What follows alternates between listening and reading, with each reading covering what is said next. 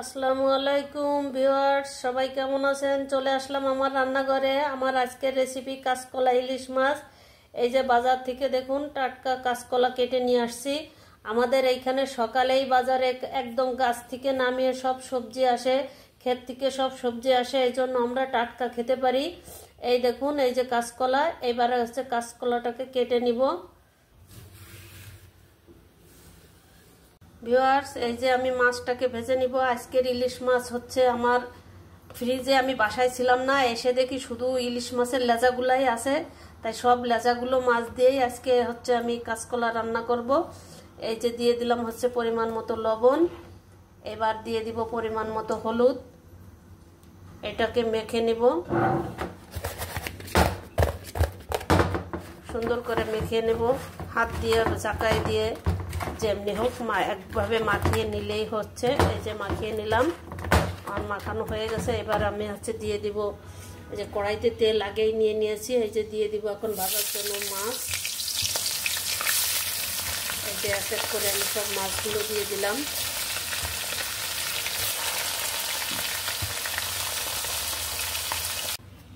এই যে কড়াইতে দিয়ে দিলাম তেল, তেলটার মধ্যে আমি দিয়ে দিব এবার কাঁচকলা।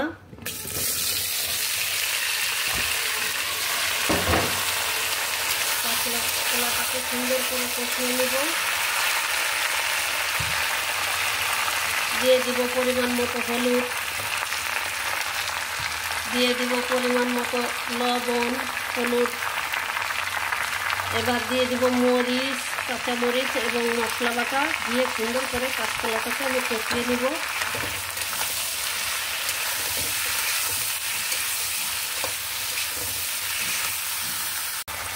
এই যে কাঁচকলাটাকে আমি কষিয়ে নিলাম সুন্দর করে সব কিছু একসঙ্গে দিয়ে।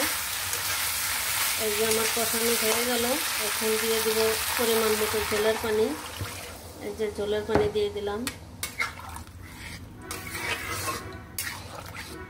এই যে আরেকটু পানি লাগবে, আরেকটু পানি দিয়ে দিব।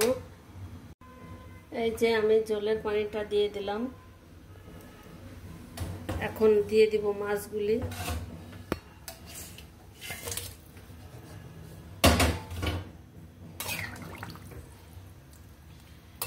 এখন মাছ দেওয়ার পরে এটাকে ঢেকে রান্না করব কিছুক্ষণ। ভিউয়ার্স, এই যে হয়ে গেল আমার কাঁচকলা ইলিশ মাছ।